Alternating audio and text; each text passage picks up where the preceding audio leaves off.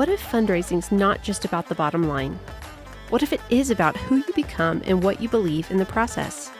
And what if the journey is bigger than you and your ministry? Welcome to Season 4 of It's Not About the Money. Join us as we examine elements of ministry fundraising through the unique lens of personal formation. Let's dive in. Welcome back to the podcast. Today, it's just Andy and I here to recap our conversation with Aaron. He works with Unmuzzled Ox up there in Canada, for those that don't know Chinese. Yeah. And if you do know Chinese, that might not have sounded Chinese. My tones are bad these days. Canada. Yeah. Say it, Andy. Canada. I don't know. Canada. Is that what it is? Is all I think so. Tone? Oh, man. Okay. We'll have to look it up. Yeah. Anyways, welcome back to the episode, guys. We're excited to dig into the conversation we had with him.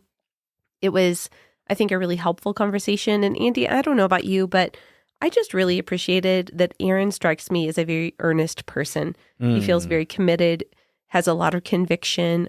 You can tell he really wants to see ministry workers thrive and succeed. Yeah. And he has built his coaching around that. And I love how we, on the podcast, have a variety of voices and people that are coming at it from different perspectives. Some people from a more kind of theoretical or like big picture perspective, and some people with more like in the weeds and the very practical things. And I feel like this one was a little more practical.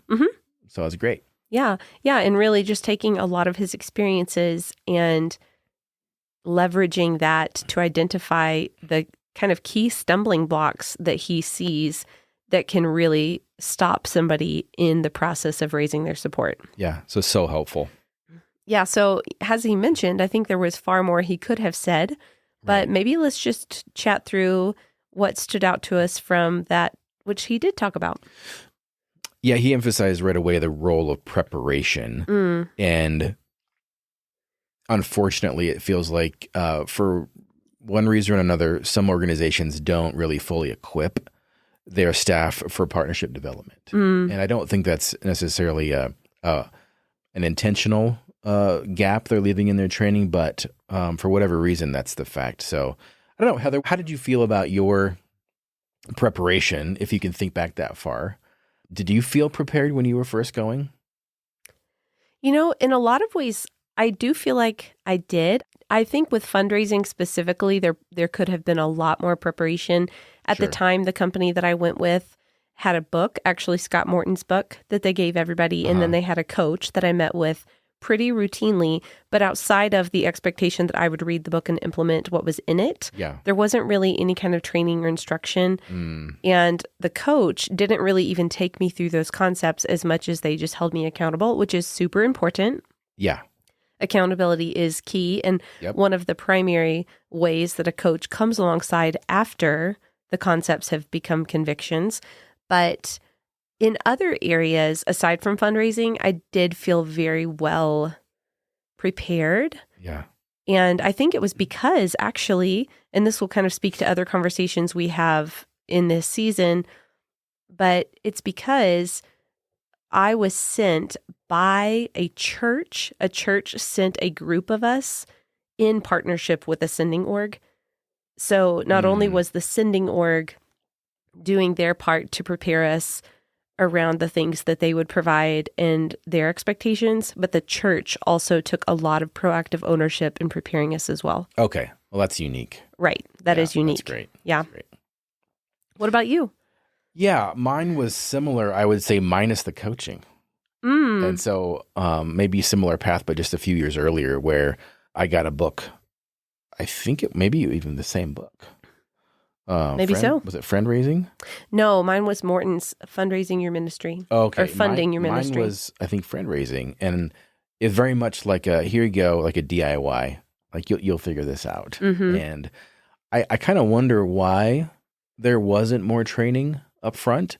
And maybe this is my just interpretation of the experience, that fundraising is just, it feels a little loose, a little foggy, a little bit like how the Lord's will just kind of works itself out. Like we don't always know why things happen or how things happen or when they're going to happen. But if the Lord's will is in it, then it's going to happen. So it kind of felt like that. And as it turns out, like that, it was enough. And that wasn't the obstacle that kept us from going on the field. Like the Lord still worked through that. But I think we were well prepared. Otherwise, we came from a great network. We had good friends around us. We had grown up in the church. So we were maybe predisposed to succeed. So I don't think you can take that gamble with everybody. Yeah. So I think that it sounds like we both had really positive experiences of preparation, even though they maybe weren't ideal in some ways. So yeah, certainly God can do it. And that reminds me of the conversation that will air next week for our listeners with Stephanie and Danny Gutierrez. And they talk about how they had no training and the Lord worked it out. Yeah. But still, if they could go back, they would want good training. Yeah. Yeah, there's a pattern there. Yeah. Unfortunately. And the part of the pattern is also that the Lord continues to provide in spite of that. Absolutely. I also thought it was really interesting that he said that a lot of organizations can kind of set the wrong tone by either overemphasizing that fundraising will be too difficult or underemphasizing the challenge it can present. Kind of sugarcoating it. Yeah. Yeah. And I can see how people still kind of like lean on one of those extremes in some ways. Yeah, I wonder why they would do that. How would you strike that balance? So maybe this would be frustrating to somebody that I was coaching, but I think my answer would just be yes. It's in some ways the burden is light, and in some ways it's a lot of hard work. It makes me think of Ephesians 4:15, and I just paused to look this up real quick. It says, "But speaking the truth in love, let us grow in every way into him who is the head, Christ." So I think that balance of candor, of truth, but also doing it in a hopeful way, of doing it in a loving way, I think both of those are important. And I think we have to be honest with the challenge that people are going to face. Because what's the point of not, right? They're going to figure that out pretty quickly in week number 1 or month number 1 or whatever. It's just a matter of time. On the other hand, you don't want to leave them feeling completely crushed before they even start and thinking that this is really a hopeless thing. And man, if I get any donors, it's going to be miraculous. Because you can't overemphasize also the importance of good momentum as you're going into those first few months too. So I think both are important. Well, and honestly, that's part of the reason that we've set up our curriculum the way that we have. That's part of why you start with what you start with first, building a strong, stable foundation, kind of getting people comfortable biblically, getting people comfortable in the essentials, the foundational truths before kind of getting into, all of these other elements. Well, it's like anything. Like I wouldn't, as I'm teaching my kids to drive, I wouldn't take my 15-year-old directly on the freeway. We're going to start in the parking lot. We're going to work on, signaling and braking and, okay, let's tap the gas pedal before we learn how to merge onto the freeway. Yeah, you're going to teach them the fundamental rules before you put them in action. Right. Yeah. Yep. Check your blind spots. Well, let's talk about the church's role. And he had a very clear opinion on how the church should be involved. Yeah, he had a strong conviction. And I think he actually even said that he does not coach anybody that is not being sent by a church. Yeah. Which I can see how there's a lot of, certainly there's a lot of health in that connection. Totally. I think we've both had experiences where we have worked with people that, because of really unique considerations, do not have a church sending them. Yeah, it's interesting. This actually came up recently with one of the clients that I was working with. And for a number of reasons, and some of them I'm sure were good, healthy reasons, and other reasons, who knows. The client I was working with was not being officially recognized by her home church. And so I had a conversation with the missions leader. It was good, but at the end of the day, the reasons that he had for not supporting this individual it didn't seem like they were sufficient for us to deny sending her or equipping her, or like who am I to step in the way if God is actually calling her to go?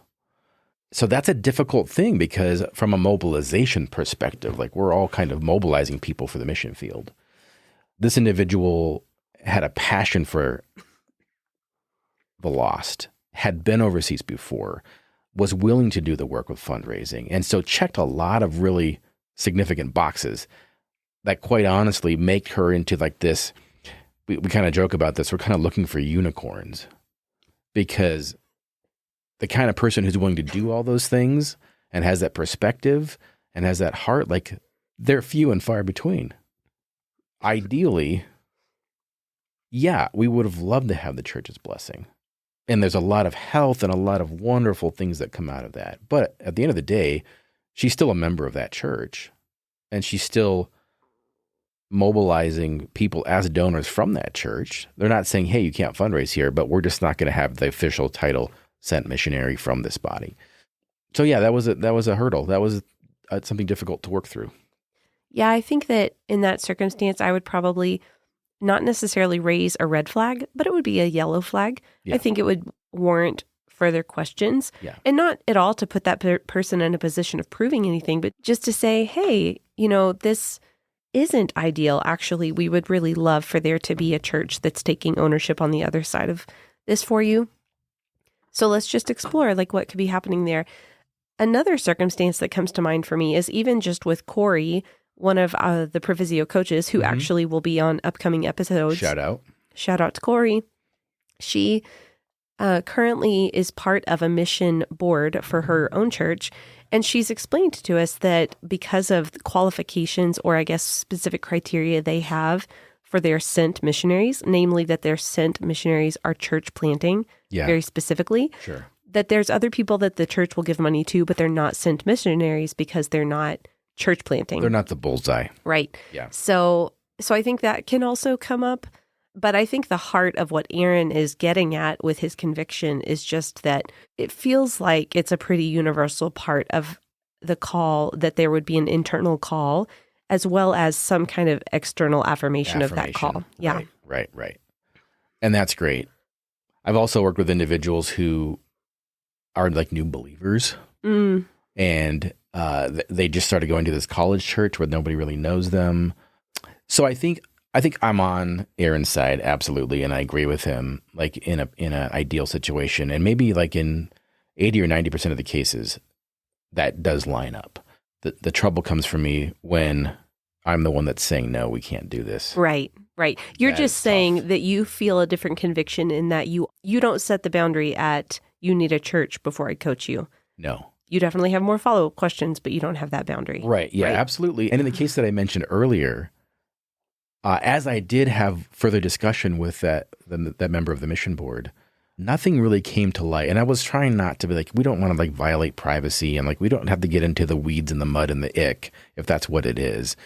But as I got into it, the issues that were raised didn't necessarily, to me, dictate like a denial. Like, like we can't work with this person. Like everybody that we send is broken. Mm-hmm. There is no missionary hero. Like the Lord uses weak people. So that's the other dynamic that I'm trying to hold as well. Right. So. Yeah, that's great. Well, let's keep moving.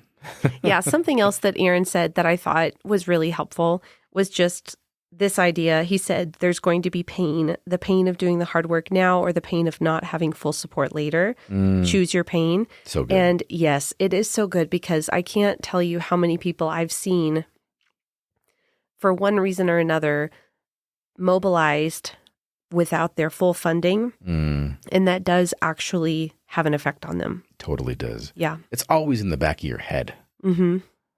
And there's always this nagging thought, I think, maybe the Lord is calling me home. Mm-hmm. Because of that. Mm-hmm. So that's tough. And maybe the Lord is calling you, if you've been on the field for 10, 15 years, maybe the Lord is calling you to re-engage some of that. Mm-hmm.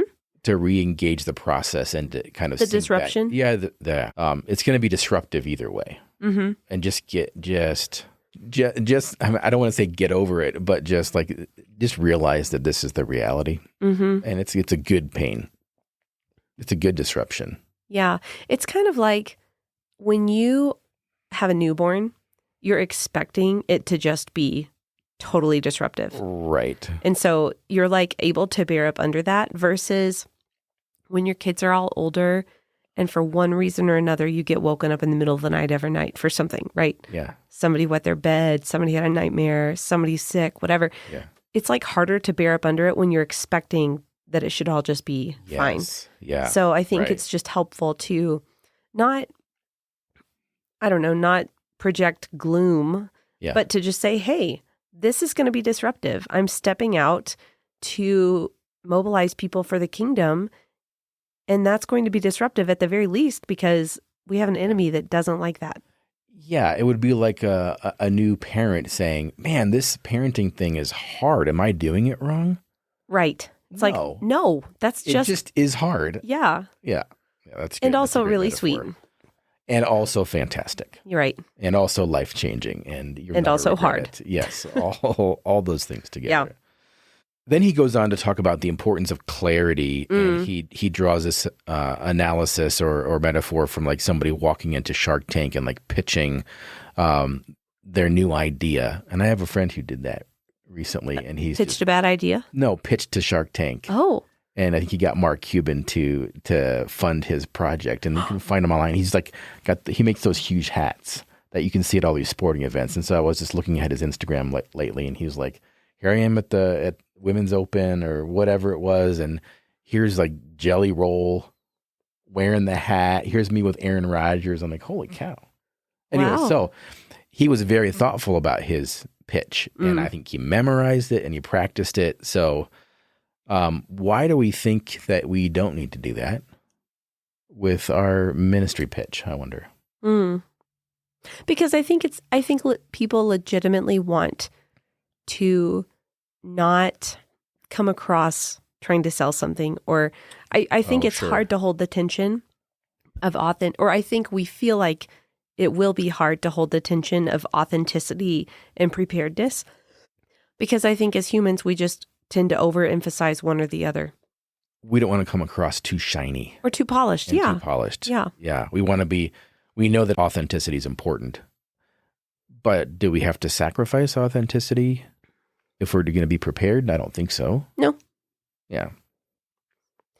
But I think that I think because we live in such a culture that has a lot of strategies or formulas or tactics to kind of optimize, or this is the way it should look, or this is the thing you should say, or here's a template, just use this. I think that it's a lot of work to find your own voice and practice speaking it well. Well, that's a great metaphor it makes me think of a metaphor rather of if you're learning to write a novel, you want to learn the pieces of a story. You want to learn the 3-act system, and you want to learn that, I should have a inciting incident at this point. I need a climax and I need a resolution. But it takes a while for you to find your voice. So in the same way, I think you need to have some structures walking into a fundraising meeting. And the more you do that, the more you're going to find your voice too. But sometimes we need that scaffolding to keep us on point and to keep us focused on what's important and to make the most use of the time that we have, because that time is valuable. And I don't think you get a lot of social capital if you continually don't honor that time. You're continually draining that, and there's a limit that you can do that.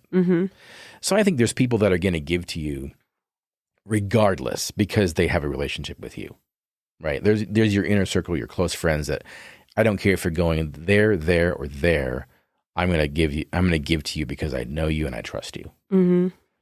So I don't think that that's what he's talking about is reaching those people. I think he's talking about reaching those air quote swing voters that need a little more information. Right. They've got a few more options that they're considering. So when you go to them and you're prepared and you show them, okay, here's the big picture, here's the big part of the problem that we're addressing, but here's the little idea, here's the day-to-day, here's the very practical thing that my ministry is going to address, and here's how you can be a part of that. they need to see that. Mm-hmm. It's hard for them to take it on faith if they don't know you that well. Mm-hmm. So something that he talked about that actually I think you've kind of implemented in one of the companies you work with is just this idea that people are able to come onto staff while fundraising. I know that you work with a company where traditionally people don't come on staff until they are fielded. Right. Right. But yeah, so I thought that was an innovative approach. I thought that was cool. I think it's genius. Mm-hmm. And we're still in the infancy stage of this, I would say, but so far it's been well received. And there's some, logistical hurdles to work through, but I'm really looking forward to seeing this because I feel like, man, there's just so much more ownership when somebody sees, okay, fundraising is my job right now. And that's tough because I work with a lot of people who have very full calendars, very full schedules. And it's like, well, where do I squeeze this in? I'm at school full time and I'm working this part-time job. Well, let's substitute that part-time job. Like, you got to go to school, but let's swap this out. And you'd be surprised, I think, what you can do with a little bit of intentionality, consistency, right, over intensity. And if you just have a 5-hour-a-week job, I'm like, if I got the whole semester with you, I think you can get a lot done in 5 hours a week. Oh, yeah. Of intentional work. Oh, yeah. That's good. Yeah. You can work with that. Something else I wanted to just highlight is he spoke to the importance of having strong accountability and accountability structures like in the HR scene. And I do think that's really, really helpful, even though it might feel rigid to people. And certainly I think you don't want to make it more rigid than it needs to be.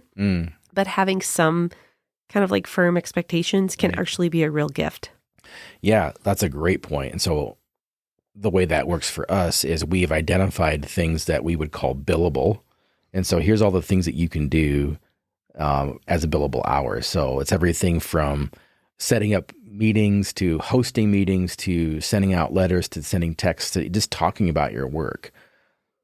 But there's also their coach who is checking their hours and is and kind of asking them if they need to. Oh, what did you do from that hour? Not as a I'm checking up on you, but let's just talk about how that went. And how effective do you feel like it is? I think it will be very effective. Yeah. Yeah. I think it's going to be a game changer for some people. I don't think it makes sense for everybody. I think some people are out of school and they're in their career and they don't really need the money. So in our situation, we're effectively adding funds to their budget, and so they're just drawing on that. So it's not like our organization has this pool of money that we can just pay people out of, right? But for most people, it makes sense, and I think it will make sense. So I'm excited for that. Cool, very cool. Any closing thoughts about if you had to take one nugget from this whole episode and encourage somebody who's in support-based ministry, what would it be? I really, really appreciated the way he closed out our episode when he said, "You're doing a great thing. The church needs you. The gospel moves forward when ministry workers are fully funded." Amen. I do think, we talk about how this isn't just a formational process for you, but it's a formational process for the church as well. And so I love that he emphasized the church needs you as much as the recipient of your quote unquote ministry needs you. And really, I don't know, it's like, in a sense, nobody needs you. Like, God doesn't need you to do this thing. His work's going to move forward regardless. Right. And he will use you. And if he is going to use you, man, he is worth giving our all. And it's also that formative piece where it's not just about how he's going to use you, but what he's going to do in you. Yeah. Always. Right? Like, always. Fundraising with its kind of inherent dependence, I think, is a beautiful piece of that ministry puzzle. And I think that's something that we should embrace, not avoid it or bemoan it or, man, how awesome would it be? And unfortunately, I think sometimes even fundraisers, even ministry workers, even missionaries can see fundraising as a necessary evil. And I would just love to flip that narrative across the board, 100%, for people just to say, you know what, fundraising is like, it's a highlight. And it's not just the fundraising, it's the partnership. It's the intentional conversations that it forces me to have. It's the It's the pointing me back into the body of Christ that it forces me to do. It's a wonderful part of the design. Yeah, I would agree. All right, well, I think that's a wrap on this recap, Andy. Thanks for being here. Hey, thank you, Heather. It's Not About the Money is presented by Provisio Fundraising Solutions. Provisio equips support-based workers with flexible training, practical resources, and one-on-one coaching. Find out more at provisiofundraising.com.